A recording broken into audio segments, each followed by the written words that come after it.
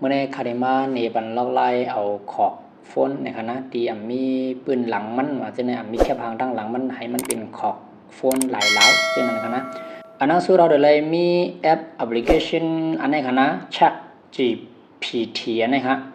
อันนี้เขากว่าจะเอามาเลยในแอป Play Store อะไรง่ายๆคณะอันนี้เขาเลยจันไว้ในเขาเด็กกว่าในได้ก็เขากำซื้อคณะว่าเขาเดลเฮ็ดซึ่งเอาขอกโฟนอันมือไกลนั่นในคณะเด็กเขากว่าที่แอปอันนี้ครับไปกันคณะแอปอันนี้ในเขาปันเขาเจอฟรีคณะ24 ชั่วโมงใน24 ชั่วโมงในที่เลยอยู่แค่พังด่า3 อันคณะเพราะเขาเจอเฮ็ดคณะมาก็เจอ AI อันนี้เฮ็ดเหมือนจังหนังแค่พังผู้หญิงเขาว่าแค่พังล้วนเห็นว่าซื้อในเนี่ยเอาลง Facebook ว่าที่นี่ก็มันติดลิขสิทธิ์ในคณะแล้วก็เพราะว่ามีคนกดไลค์กดแชร์กดคอมเมนต์ว่าที่นี่ก็มันก็ได้เป็นล็อกไล่ของเขานะขนาดเนาะอันนี้ได้ข่าวเดมานี่ได้ก็เขาล็อกไล่เอาขอกโฟนไว้ขนาดข่าวเดมเลยมาเฮ็ดนี่ล็อกไล่เส้นนึงครับเพราะว่าเขาบ่ได้เฮ็ดไว้อีสังในเขาก็มาเตียตีสร้างภาพในขณะเตียเขาก็ดีนะครับนะครับเขาได้ถามมาขนาดว่าเขาใครเฮ็ดแค่พังเจื้องหือว่าจังได๋เคยถามเอาขนาด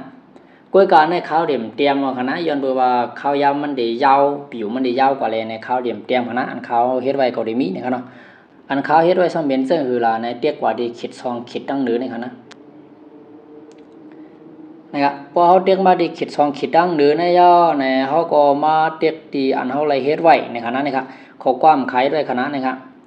อันตั้งเหนือก็เขาได้เฮ็ดวิดีโอในขณะอันตั้งใต้ก็เขาได้เฮ็ดแค่พังเมียวในขณะอันตั้งเตอนี่ก็เขาได้เฮ็ดอย่างเขาลืมขณะเขาได้มาในบรรล็อกไลน์เอาขอกโฟนได้เป็นอันในขณะ PNG อันในขณะเขาเลยเฮ็ดไว้ขณะเตียกเขากว่าดินนี่อันนี้ก็ได้เป็นโฟนขอกโฟนอันเขาเฮ็ดไว้เหมือนตั้งในคณะสังเกตว่าจ้าในเขาใครต้องหลุดเอาออกกว่าเซอร์ในอันนี้ไล่ตัดเป็ดแคบหางมันไล่ตัดเป็ดอีสังตั้งหลังมันคณะอันนี้เขาต้องหลุดออกกว่าก็ได้มีขอกโฟนมันหลายๆกว่าในคณะมันเอากว่าเซอร์ไล่กำซื้อในคณะเน็ตคำพอแห้งอันนี้มันได้เป็นซึ่งคือในเขาเฮ็ดไว้ซึ่งในมันได้เป็นซึ่งในคณะเขาได้ก่อนนี้ได้ก็เขาครับ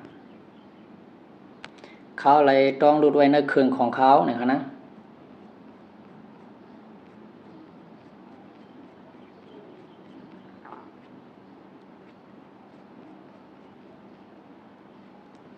มันได้เป็นเสื่องในครับนะครับมันได้เป็นเสื่องนะครับเพราะว่าเป็นเสื่องในมันเป็นอันลำพืชไว้ในมัน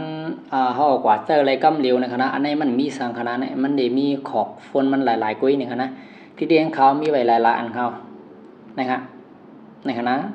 แต่ละอันหน้าตามันก็เด่มเหมือนกันในขณะแกมลามันเด่มมีดีเลียวกันว่าจะในคณะมันก็เป็นเขาคล้ายไอโฟนในเขาคล้ายโฟนซัมซุงในตามเจอเขาคล้ายขนาดเขาก็เตรียมก่อนในแอปอันมือไกลให้เขาก็ได้เฮ็ดทางมันมาปั่นสิในคณะกำหนดชุดมันอย่าไปลืมใส่ PNG นั่นคณะสังเกตว่าเขาลืมใส่ PNG นั่นในเขาได้เฮ็ดปั่นมาโฟนเต็มในขณะสังเกตเขาใส่PNG กว่าได้ในเขาได้เฮ็ดปันเฮาขอกโฟนซึ่งไหนมาจอมหนังอันเฮาเตรียมกว่านั้นในคณะในแอปแอปพลิเคชันอันเมื่อกี้นะครับ Chat GPT ในคณะอันนั้นก็ได้เป็นล็อกไลน์เอามาดีขอกโฟนอันเขาเจอไว้อยู่ในคณะ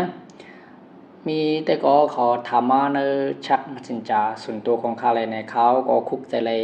มีข่าวยามตันเสียเลยลงในบันไดก็เขาในคณะสังเกตอะไรจากคลิปวิดีโออันนี้ก็